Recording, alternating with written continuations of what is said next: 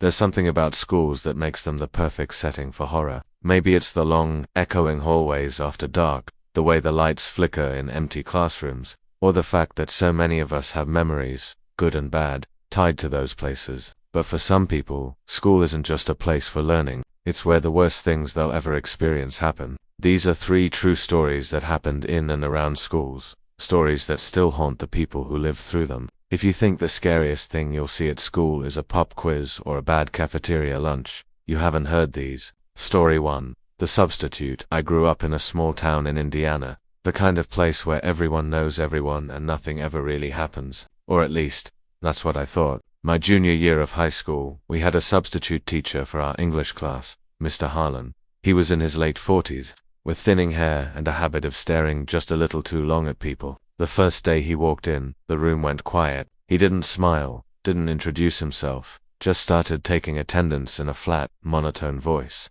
At first we all thought he was just awkward, but as the week went on, things got weirder. He never called anyone by their first name, always last names, always in that same flat voice. He never looked at the board when he wrote, just stared at the class, his hand moving behind him like he already knew what he was writing. The assignments he gave us were strange, too. Instead of essays or book reports, he'd ask us to write about our worst fears, our most embarrassing secrets, the things we'd never told anyone. Some kids refused, but most of us did it, thinking it was just a weird creative writing exercise. One day I stayed after class to ask about my grade. The room was empty except for Mr. Harlan, who was sitting at his desk, reading through a stack of our assignments. I cleared my throat, and he looked up, his eyes unfocused, like he was looking through me. "You shouldn't stay late," he said. "Not today." I laughed, thinking he was joking, but he didn't smile. "Go home," he said, his voice suddenly sharp. Now I left, but I couldn't shake the feeling that something was wrong. That night, I got a text from my friend Jamie. "Did you see the news?" she wrote. I turned on the TV and saw Mr. Harlan's face on the screen. He'd been arrested in the next town over, caught trying to break into a house. The police found a notebook in his car, filled with names, addresses, and details about students from our school, things we'd written in those assignments, our secrets, our fears, all written down in his shaky handwriting. The school tried to keep it quiet, but word got out. Some kids transferred, others just stopped coming to class. I still think about the things I wrote in that assignment, the things I never wanted anyone to know. I wonder how many other notebooks he had, how many other schools he'd been to, and I wonder what would have happened if I'd stayed after class that day. Story 2. The Basement. My older brother, Mark, went to a private Catholic school in upstate New York. The building was old, with creaky floors and a basement that everyone said was haunted. The teachers used it for storage, but the students weren't allowed down there. Of course, that just made us more curious. One afternoon, Mark and his friends dared each other to sneak into the basement after school. They waited until the halls were empty, then slipped through the door at the end of the science wing. The stairs were steep and narrow, and the air smelled like mold and old books. At the bottom, they found a maze of storage rooms, filled with broken desks, boxes of textbooks, and old science equipment. They were about to leave when they heard footsteps above them, slow, heavy, echoing through the floor. Mark said it sounded like someone was dragging something, but when they listened closer, the footsteps stopped. Then, from the far end of the basement, they heard a door slam. The lights flickered, and for a second, everything went dark. When the lights came back on, one of the storage room doors was open. Mark swears he saw someone standing inside, a tall figure in a black robe, face hidden in shadow. The figure didn't move, didn't speak, just stood there, watching them. Mark and his friends bolted up the stairs, not stopping until they were outside in the daylight. They told a teacher what happened, but no one believed them. The next day, the basement door was locked, and a sign was posted, "No students beyond this point." Mark never went back down there, but sometimes, late at night, he says he hears footsteps in the hallway outside his room, slow, heavy, just like the ones in the basement. Story 3.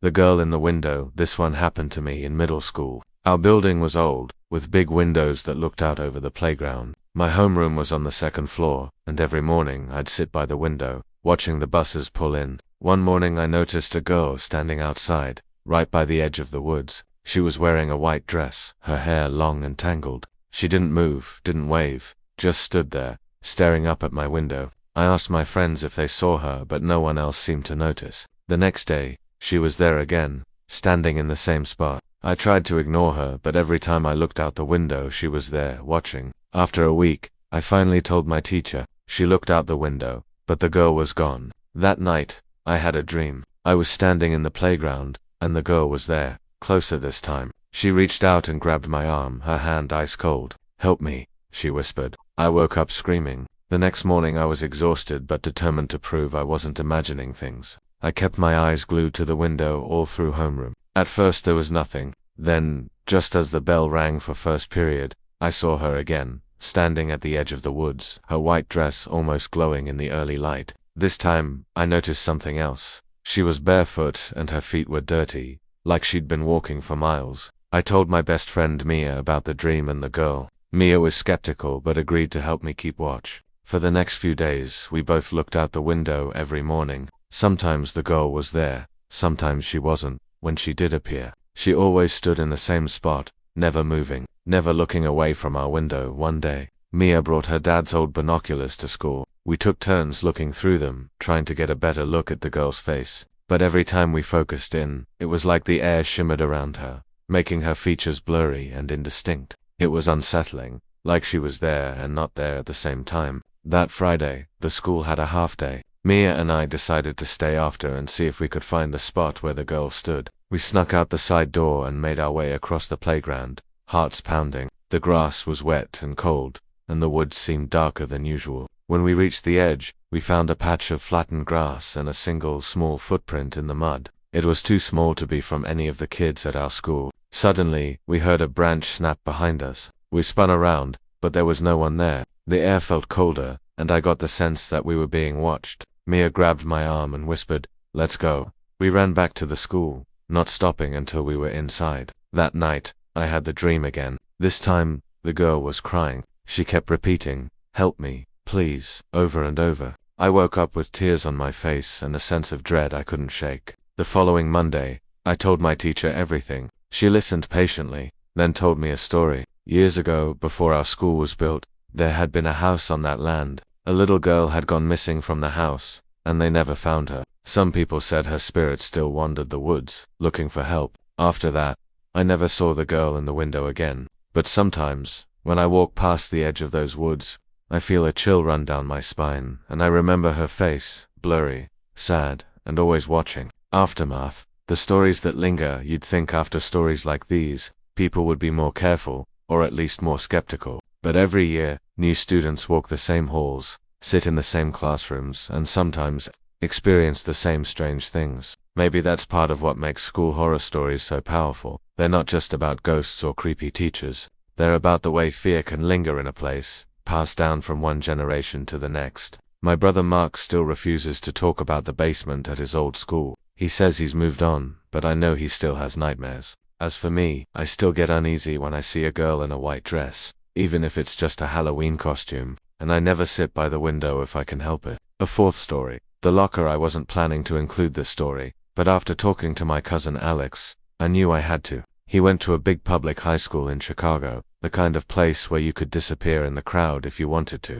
But sometimes, the crowd is the scariest thing of all. Alex was a freshman, trying to keep his head down and avoid trouble. One day he found a note in his locker. It was written in shaky handwriting and just said, "I see you." At first, he thought it was a prank, but the next day, there was another note. "I know what you did." Alex racked his brain trying to figure out what it meant. He hadn't done anything wrong, at least nothing that would get him in trouble. The notes kept coming, each one more threatening than the last. "You can't hide. I'm coming for you. You'll be sorry." Alex started to get paranoid. He stopped using his locker, started carrying all his books with him, but the notes kept appearing, in his backpack, in his desk, even taped to the bathroom mirror. He told a teacher, who promised to look into it, but nothing changed. The notes kept coming, and Alex started having trouble sleeping. He'd wake up in the middle of the night, convinced someone was watching him through the window. One day he stayed late after school to talk to his guidance counselor. When he went back to his locker to grab his coat, he found the worst note yet. It just said, "Look up."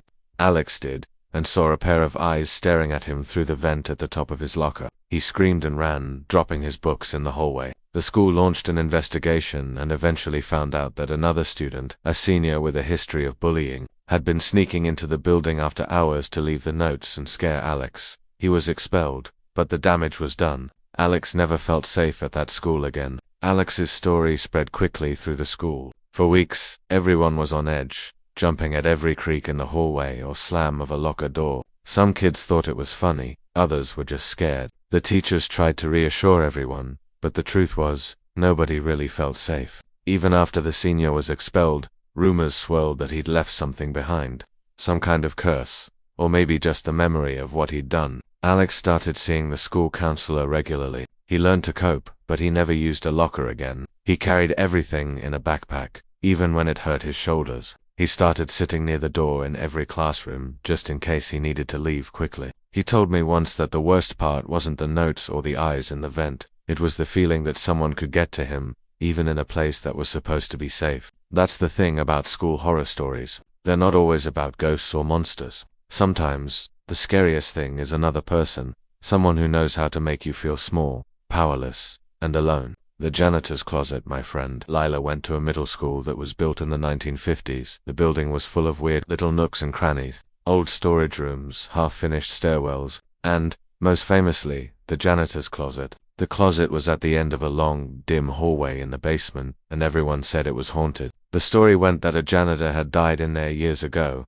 trapped by a faulty lock during a fire drill. Some kids claimed to have seen his ghost, a shadowy figure with a ring of keys jangling at his belt. Others said you could hear him whistling late at night, long after everyone had gone home. Leela didn't believe any of it. She was a skeptic, always looking for a logical explanation. But one afternoon, she stayed late to finish a science project. Her teacher let her work in the lab, which was right across from the janitor's closet. As she was packing up to leave, she heard a strange noise, a soft, rhythmic tapping, like someone knocking on a door from the inside. She tried to ignore it, but the tapping got louder. Finally, she walked over to the closet and pressed her ear to the door. The tapping stopped. Then, suddenly, she heard a voice, a low, raspy whisper, "Let me out." Leela jumped back, heart pounding. She ran upstairs and found her teacher, who came down to check. When they opened the closet, it was empty, just mops, buckets, and cleaning supplies. The teacher laughed it off, but Lila couldn't shake the feeling that someone, or something, had been in there with her. For weeks after, she avoided the basement, but sometimes, when she was alone in the hallway, she'd hear the faint sound of keys jingling, or a low whistle echoing through the empty corridors. The substitute returns. Remember the substitute teacher from the first story, Mr. Harlan? A few years after he was arrested, rumors started circulating that he'd been released on bail. Nobody knew for sure, but some kids claimed to have seen him around town, at the grocery store, at the library, even driving past the school. One day, my friend Jamie was walking home when she saw a car parked across the street from the school. The driver was a man with thinning hair, staring at the building through the windshield. Jamie swore it was Mr. Harlan. She ran home and told her parents, who called the police. By the time they arrived, the car was gone. After that, the school installed new security cameras and started locking the doors during the day. But the fear lingered. Every time a substitute teacher came in, kids would whisper and glance nervously at the door, wondering if it was him.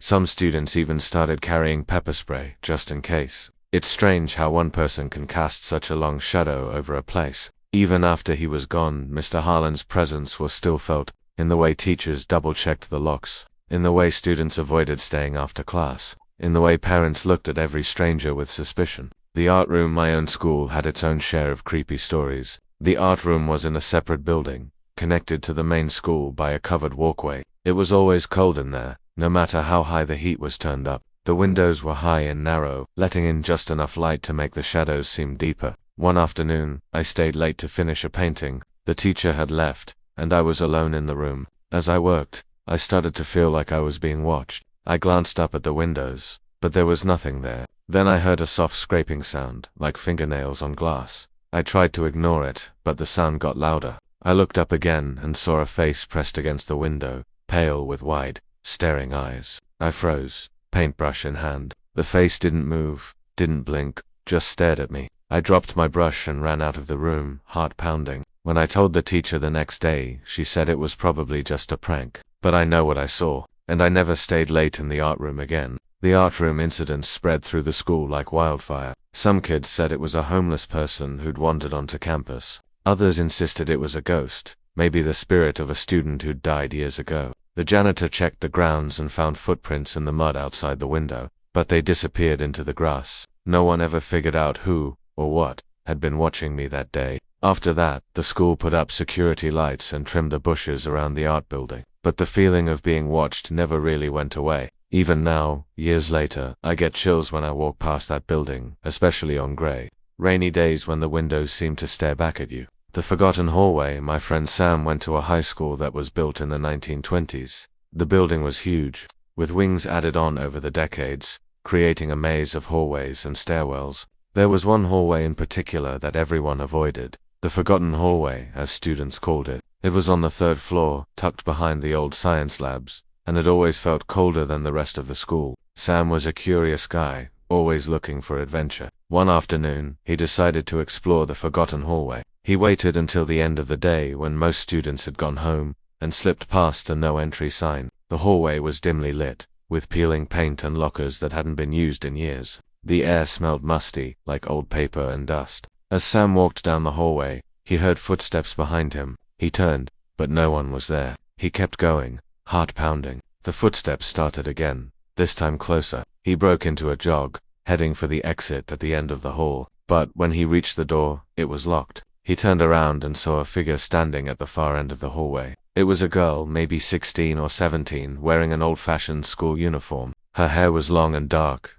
and her face was pale. She didn't move, just stared at Sam with wide, unblinking eyes. Sam tried to speak, but his voice caught in his throat. The girl started walking toward him, her footsteps echoing in the empty hallway. Sam pounded on the door, yelling for help. Suddenly, the lights flickered and went out. When they came back on, the girl was gone. The door swung open, and Sam ran out, not stopping until he was outside in the sunlight. He never went back to the forgotten hallway, but sometimes, when he's alone in the school, he hears footsteps behind him, and he remembers the girl with the pale face and the unblinking eyes. The teacher's secret. Not all school horror stories are about ghosts or strangers. Sometimes, the scariest secrets are the ones hidden in plain sight. My friend Jess went to a small private school where everyone knew each other. Her favorite teacher was Mr. Collins, a young, energetic guy who made history class fun. He was always willing to help students after school, and everyone trusted him. One day, Jess stayed late to work on a project.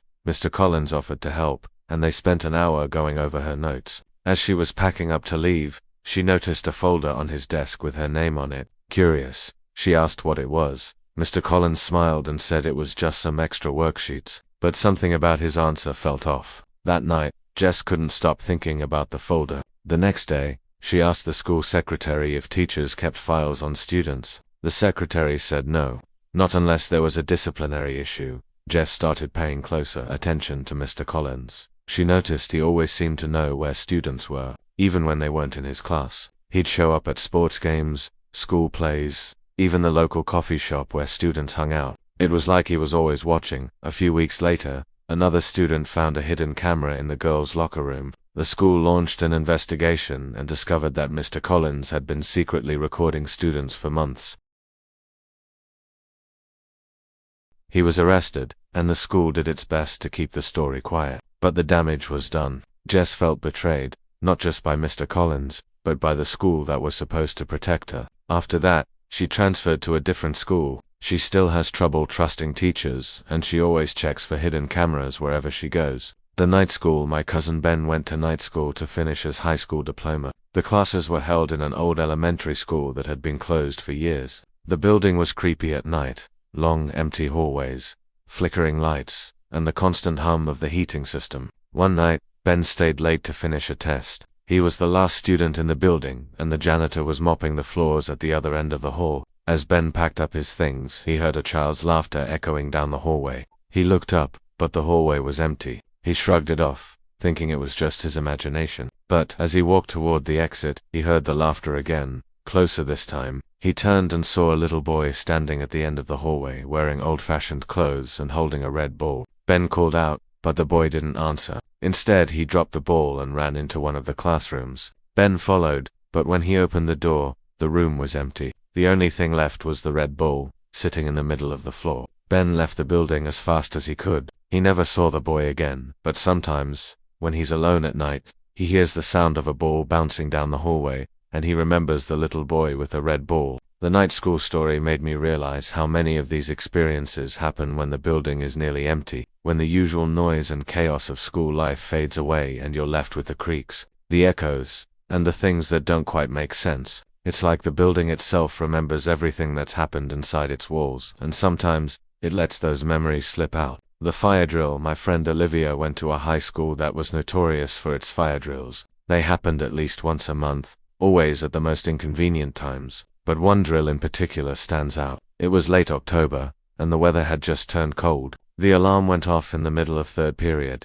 and everyone shuffled outside, grumbling about the wind. Olivia's class was assigned to wait in the far corner of the football field, near the old equipment shed. As they stood there, Olivia noticed a girl standing by herself, away from the rest of the students. She was wearing a thin white dress, completely out of place for the weather. Her hair was long and tangled, and she looked lost. Olivia asked her friends if they knew who the girl was, but no one recognized her. When the drill ended and everyone started heading back inside, Olivia glanced back at the field. The girl was gone. Later that day, Olivia mentioned the girl to her teacher, who looked concerned. The teacher said there had been rumors for years about a student who had died in a fire at the school decades ago. Some people claimed to have seen her ghost during fire drills, always standing alone, always wearing white. Olivia never saw the girl again, but every time the fire alarm went off, she felt a chill run down her spine. She started carrying an extra jacket in her backpack, just in case she ever saw the girl again and needed to offer her some warmth.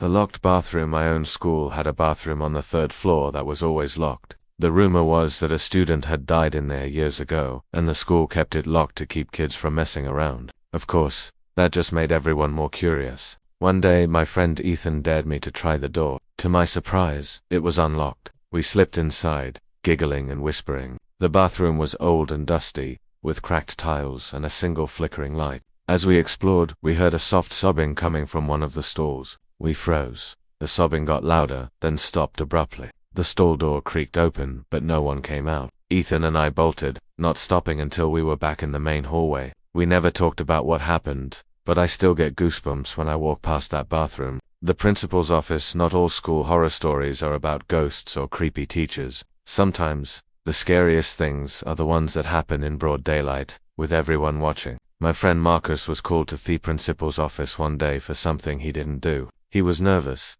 but he knew he hadn't broken any rules. When he got to the office, the principal was sitting behind his desk, staring at a file. He didn't look up when Marcus came in. Instead, he started asking questions, personal questions, about Marcus's family, his friends, things that had nothing to do with school. Marcus tried to answer, but the principal kept pressing, his voice getting louder and more aggressive. Finally, Marcus realized that the principal wasn't really listening. He was just trying to intimidate him, to make him confess to something he hadn't done. Marcus left the office shaken. He told his parents, who called the school board. It turned out the principal had a history of bullying students, using his position to scare them into submission. He was eventually fired, but the experience left Marcus with a deep distrust of authority figures. The school bus. My last story comes from my neighbor, Mrs. Patel. She used to drive a school bus for the local district. One winter morning, she picked up a new student at the edge of town. The boy was quiet, with pale skin and dark circles under his eyes. He sat at the back of the bus, staring out the window. When Mrs. Patel dropped the kids off at school, the boy stayed in his seat. She walked back to check on him, but he was gone. She asked the other kids if they'd seen him get off, but no one had. When she checked the roster, there was no record of a new student on her route. Mrs. Patel still wonders who the boy was, and how he disappeared without anyone noticing. She says she sometimes sees him in her dreams, sitting at the back of the bus, staring out the window as the world goes by. The weight of memory. All these stories have one thing in common. They stick with you. Long after you've left school, long after you've moved on with your life, the memories linger. Maybe it's because schools are places where we're supposed to be safe, where we're supposed to learn and grow. When something shatters that sense of safety, it leaves a mark that never really fades. I still think about the girl in the window, the eyes in the locker, the face at the art room glass. I wonder how many other stories are out there, waiting to be told. How many students have their own horror stories, tucked away in the back of their minds, too scared or embarrassed to share them. Maybe that's why school horror stories never really go away. They're passed down from class to class, whispered in hallways, retold at sleepovers, and written in anonymous posts online. They become part of the fabric of the building, woven into the walls and floors, waiting for someone new to stumble across them.